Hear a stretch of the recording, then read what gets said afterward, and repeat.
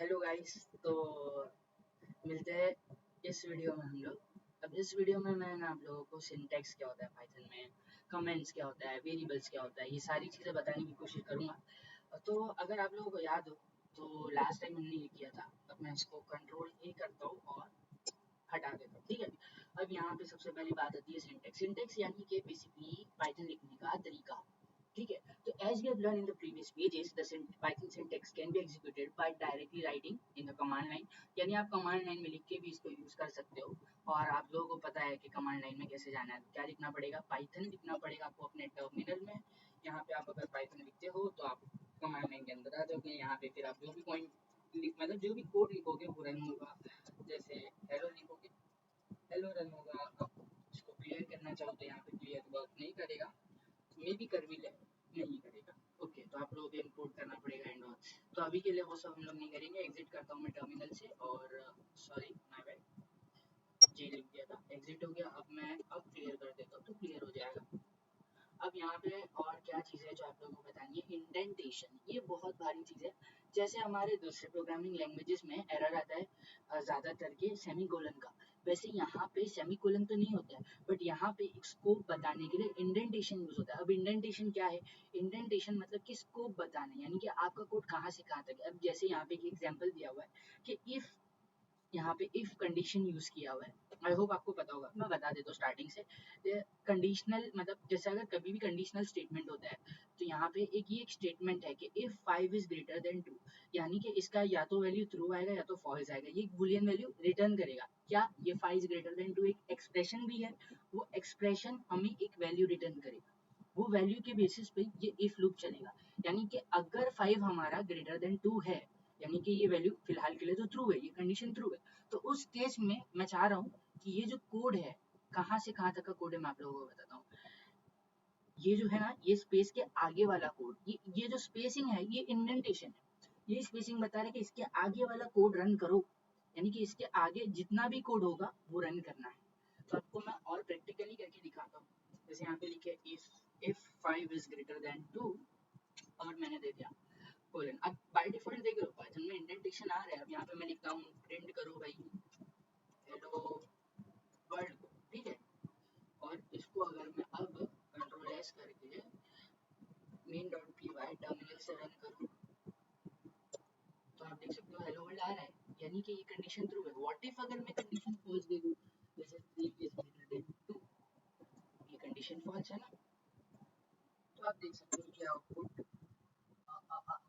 ये ट्रू है। Sorry my bad 3 is greater than 5 डालते हैं, कंट्रोल एस करते हैं और ठीक है। आप देख सकते हो आउटपुट नहीं आ रहा है। मतलब क्या हमारे प्रोग्राम में कुछ गड़बड़ है? हाँ, हमारा लॉजिक ये था कि प्रिंट करो हेलो वर्ल्ड अगर 3 ग्रेटर हो, यानी 3 बड़ा हो 5 से, तो ऐसा नहीं था। अब यहाँ पे क्या हो रहा है ना, ये इंडेंटेशन है। अगर इस चीज़ को आप इंडेंटेशन के बाहर भी मैं एक सपोज करो एक प्रिंट स्टेटमेंट लिखता हूँ, यहाँ पे प्रिंट लिख दूँ, अगर सपोज प्रिंट लिखा और यहाँ पे मैंने लिखा this is out of indentation, ठीक है।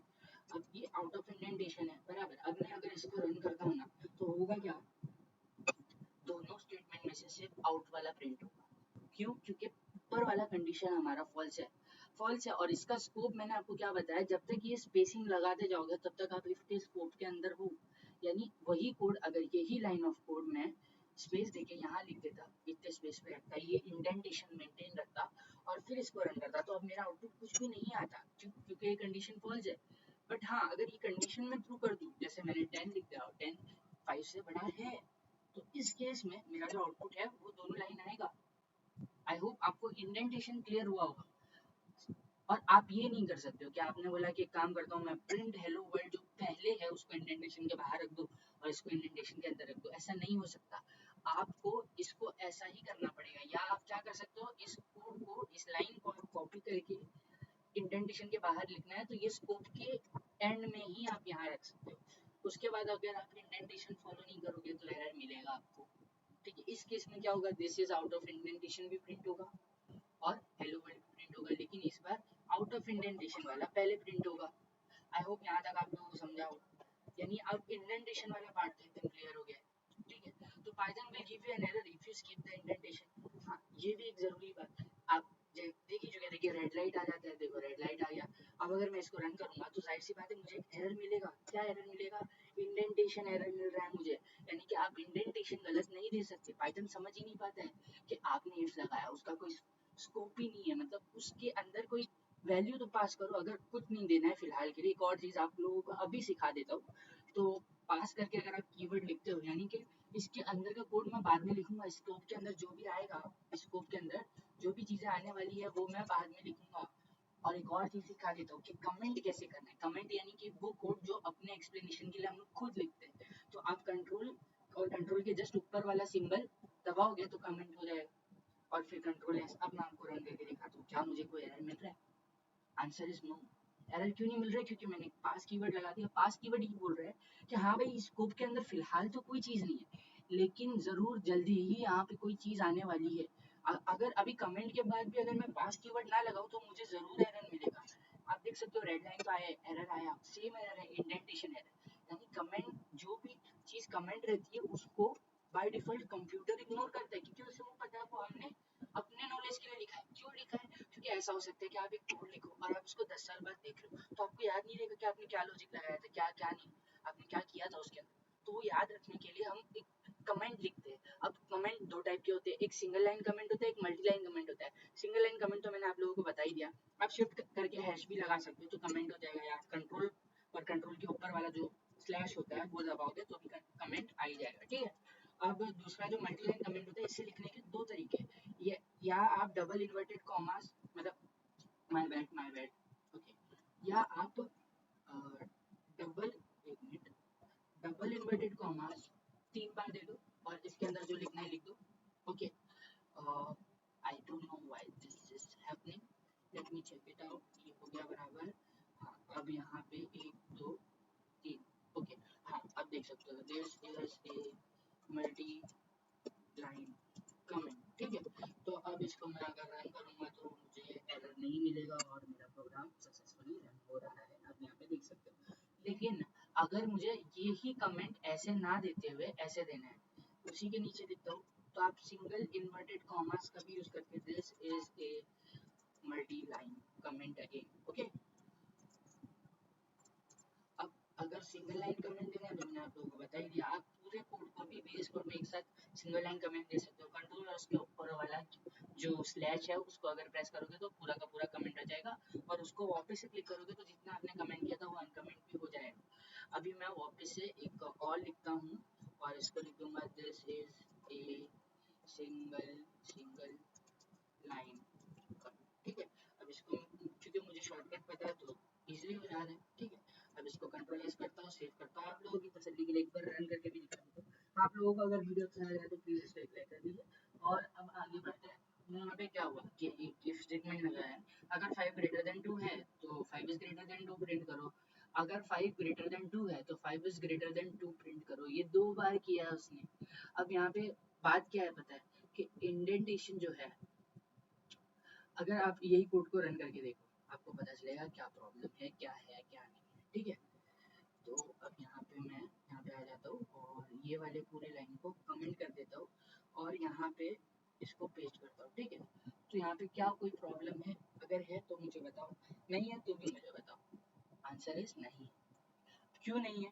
क्यों? क्योंकि आपने देखा कि ये इसके इंडेंटेशन में, और यहाँ पे मिनिमम स्पेस इतना रखना है, मिनिमम स्पेस इतना रखना है, क्योंकि इसके बीच में कोई लाइन ऑफ कोड नहीं था और आएगा भी नहीं क्योंकि इंडेंटेशन रहेगा ना।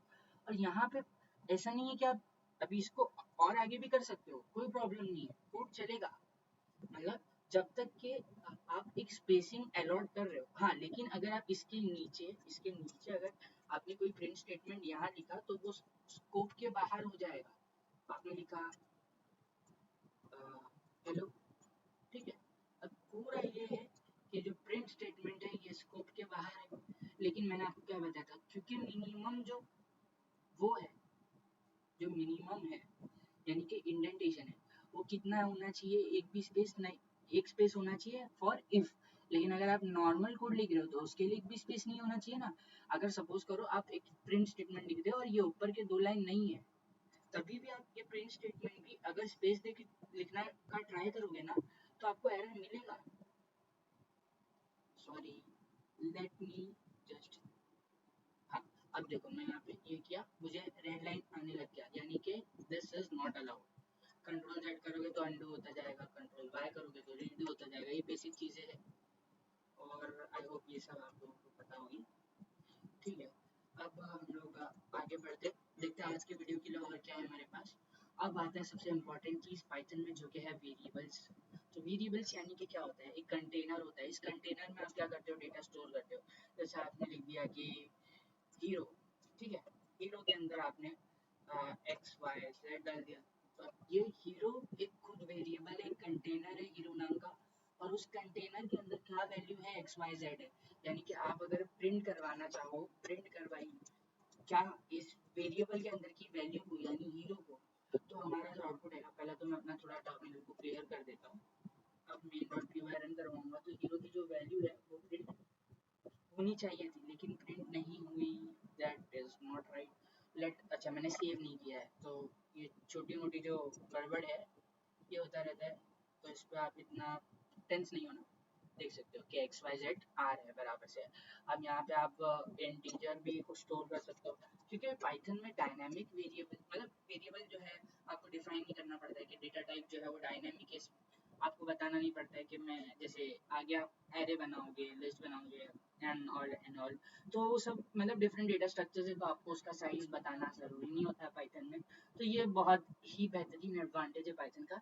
जैसे अभी हीरो नाम का तो हमने बनाया पहले एक स्ट्रिंग वेरिएबल, अब मैं उसमें बना रहा हूँ एक इंटीजर वेरिएबल, हीरो ही नाम का है। तो अब क्या होगा, एक और वेरिएबल बन गया जिसका नाम हीरो है, और अब वो प्रिंट क्या करेगा, 10, राइट। तो अब मैं इसको रन करके दिखा देता हूँ आप लोगों को, क्योंकि दोनों का नाम सेम है, तो ये 10 वैल्यू अब हीरो के नाम के अंदर आ गया है। अब पुराना वाला हीरो एग्जिस्ट नहीं करता है। आई होप आप लोगों को समझ आ रहा होगा। अगर अब यहाँ पे मैं हीरो 2 नाम से और 99 कुछ भी वैल्यू स्टोर करता हूँ, 9 पॉइंट, ठीक है, तो क्या होगा, अब हीरो 2 अगर मुझे प्रिंट करवाना है, तो मुझे पहले यहाँ पे प्रिंट हीरो के बाजू में आप हीरो 2 भी लिख सकते हो, ऐसे साइमल्टेनियसली भी दे सकते हैं। तो यहाँ पे हीरो 2 प्रिंट हो जाएगा, देख सकते हो हीरो और हीरो 2 दोनों प्रिंट हो रहे हैं साइमल्टेनियसली। अब इसको थोड़ा क्लियर कर देते हैं टर्मिनल को और देखते हैं और क्या चीज़ है। कमेंट था, कमेंट मैंने आप लोगों को ऑलरेडी बता दिया है। ये एक्सरसाइज करिए, और अगर आप लोगों को कुछ डाउट आता है इस एक्सरसाइज को करने में तो मुझे ज़रूर पूछे, मैं बता दूंगा। अब कमेंट्स क्या होते हैं, कमेंट्स मैंने आप लोगों को ऑलरेडी बता दिया। वेरिएबल्स क्या होते हैं, वेरिएबल्स भी मैंने आप लोगों को ऑलरेडी बता दिया कि वेरिएबल्स में आप क्या करते हो। और वेरिएबल्स के कुछ रूल है, जैसे आप अगर बोलोगे कि मुझे एक वेरिएबल बनाना है वन नाम का, और उसमें मैं स्टोर करना चाहूँगा हीरो, तो दिस इज नॉट अलाउड। आप लेफ्ट हैंड साइड में स्टार्ट कर सकते हो अंडरस्कोर से, अंडरस्कोर नेम, हाँ चलेगा, ये चल जाएगा आपको। लेकिन अगर आप बोलते हो कि मैं वन अंडरस्कोर हीरो नाम का एक वेरिएबल बनाना चाहूँगा, तो ये नहीं चलेगा। आपका जो स्टार्टिंग है, या वो अंडरस्कोर हो सकता है, या तो वो कोई कैरेक्टर हो सकता है, ठीक है, लेकिन आप न्यूमेरिकल वैल्यू से स्टार्ट नहीं कर सकते अपने वेरिएबल का नाम। और वेरिएबल की नाम की जो वैल्यू है हमेशा जो राइट हैंड साइड में है वो असाइन होता है लेफ्ट हैंड साइड में, और बीच में जो ये ऑपरेटर यूज हो रहा है इक्वल टू, ये क्या है, एक असाइनमेंट ऑपरेटर है। ये आप वैल्यू असाइन कर रहे हो किसको, एक्स वाई, जो एक स्ट्रिंग है वो वैल्यू को आप कंटेनर हीरो के अंदर असाइन कर रहे हो using this equal to operator. I hope आपको ये सारे बेसिक समझ आ गए होंगे और अब कोई प्रॉब्लम नहीं आएगा। अब सबसे इम्पोर्टेंट टॉपिक है जो कि है कास्टिंग। कास्टिंग में लोगों को प्रॉब्लम आती है, आई डोंट नो व्हाई, जबकि ये सबसे इजी टॉपिक है। अब मैं आप लोगों को इसका मतलब करके दिखा देता हूँ, तो आप लोगों का पूरा डाउट क्लियर हो जाएगा। जैसे मैंने एक नम नाम का वेरिएबल बनाया और मैंने उसको स्ट्रिंग कर दिया 3, ठीक है, और एक काम करते हैं हम लोग num1 रखते हैं, और एक और बनाता हूँ num2, यानी कि num2 नाम का वेरिएबल है, और इसमें मैं वैल्यू रख रहा हूँ 2, ठीक है। अब क्योंकि ये दोनों भी स्ट्रिंग है, यानी कि ये लेटर है, जैसे हम लोग टाइप करते हैं तो कैसे लिखते हैं वैसे वाले नंबर्स नहीं है। तो अगर मैं अब इसको प्रिंट करवाना चाहूँ और इन दोनों को मैं ऐड करना चाहूँ, यानी मैं कह रहा हूँ कि भाई num1 को ऐड कर दे num2 के साथ, तो आपको क्या लगता है आउटपुट क्या आएगा, जी 32 आउटपुट आ रहा है क्या, पर क्या 3 + 2 5 होता है, हाँ, लेकिन यहाँ क्या आ रहा है, 32 आ रहा है। तो यही तो गड़बड़ है, ये गड़बड़ नहीं होना चाहिए, एक्चुअली गड़बड़ नहीं है। ये आपको मैंने क्या बताया, स्ट्रिंग कॉन्कैटिनेशन भी बता दिया मैंने, यहाँ पे एक और को चीज हो गई। चलो अब इसके लिए तो एक लाइक बनता ही है। अब यहाँ पे क्या हो गया, स्क्रीन जो स्ट्रिंग है उसको कॉन्कैटिनेट करना मैंने आप लोगों को सिखा दिया, यानी कि दो स्ट्रिंग वैल्यूज को आप कॉन्केटिनेट कर सकते हो। जैसे आपने बोला हेलो, तो यहाँ पे लिखा आपने कोडी, ठीक है। आप वापस से इसको रन करोगे तो दो स्ट्रिंग आपस में क्या होगी, कॉन्केटिनेट हो जाएगी और हेलो कोडी आ जाएगा लिख के। अब अगर आपको यहाँ पे तो इंटीजर्स को ऐड करना है तो आपको अंदर जो वैल्यू पास कर रहे हो वो स्ट्रिंग पास नहीं कर सकते। अब सपोज एक स्ट्रिंग है और मैं बोल रहा हूँ दूसरी वैल्यू 12 है। अगर आप इसको रन करोगे ना तो कंपाइलर आपका मतलब इंटरप्रेटर, आपका पाइथन में इंटरप्रेटर होता है, उड़ के लात मारेगा, बोल रहा है भाई ये क्या कर रहा है तू, टाइप एरर दे रही है। यानी कि आप बोल रहे हो कि भाई कॉन्कैटिनेट कर स्ट्रिंग को और उसको मतलब नॉट इन इंट, आप इंटीजर तो है नहीं उसको बोल रहे हो तो ऐड कर दे। ऐड कैसे करूंगा भाई, ये तो ना हो पाए, ये बोल रहा है वो। अब आपको क्या करना पड़ेगा, इसके लिए आता है हमारे पिक्चर में स्ट्रिंग कौन मतलब क्या आता है, कास्टिंग। कास्टिंग जो ये पूरी कहानी थी उसी के लिए तो बताया। कास्टिंग यानी कि एक फंक्शन है। अब जैसे स्ट्रिंग फंक्शन हो गया, बाय डिफॉल्ट बिल्ट इन आता है ये सारे, स्ट्रिंग हो गया, इंटीजर हो गया, मतलब जितने भी डेटा टाइप्स। अब डेटा टाइप्स क्या होते हैं, एक कंटेनर में जो वैल्यू स्टोर कर रहे हैं। जैसे यहाँ पे एक टेक्स्ट वैल्यू था जिसको हमने स्ट्रिंग बोला, यहाँ पे एक इंटीजर वैल्यू था जो कि 10 है, यहाँ पे एक फ्लोट वैल्यू था, राइट। वैसे ही बूलियन भी होता है, बूलियन में क्या होगा, ट्रू या फॉल्स स्टोर करोगे आप, ठीक है। वो भी मैं बता ही देता हूँ। जैसे मैंने एक और हीरो 3 नाम का वेरिएबल रख दिया और इसमें मैंने वैल्यू स्टोर कर दिया ट्रू। याद रखना कि ट्रू और फॉल्स में आपको ये जो टी है ये कैपिटल रखना पड़ेगा, ठीक है। अब यहाँ पे फिलहाल के लिए मैंने अब क्या किया, यहाँ पे एक str फंक्शन यूज कर लिया, यानी मैंने इसका टाइप कास्ट कर दिया स्ट्रिंग में। अब मुझे कोई एरर नहीं आएगा, तो मैं क्लियर कर देता हूँ पहले। और अब मैं इसको रन करता हूँ तो अब मेरे पास हेलो 12 आंसर आ रहा है, यानी मेरा टाइप कास्ट हो रहा है। टाइप कास्ट क्या कर रहा है, इस 12 को एक स्ट्रिंग में कन्वर्ट कर रहा है, यानी ये 12 जो था वो पहले एक मिनट, सॉरी माय बैड, हाँ, पहले ये 12 ऐसा था कि ये 12 है, लेकिन अब ये 12 कैसा हो गया है, ऐसा हो गया है, ये वाला स्ट्रिंग वाला 12 हो चुका है। तो आई होप आप लोगों को यहाँ तक कुछ समझ आ ही रहा होगा। अब एक काम करते हैं, आगे देखते हैं आपको के लिए आज क्या है। हाँ, आप टाइप भी पता कर सकते हो, आपके वेरिएबल का टाइप क्या है। तो अब मैं इक्का करके दिखाऊंगा, बाकी आप लोगों का होमवर्क है, आप लोग खुद से करना।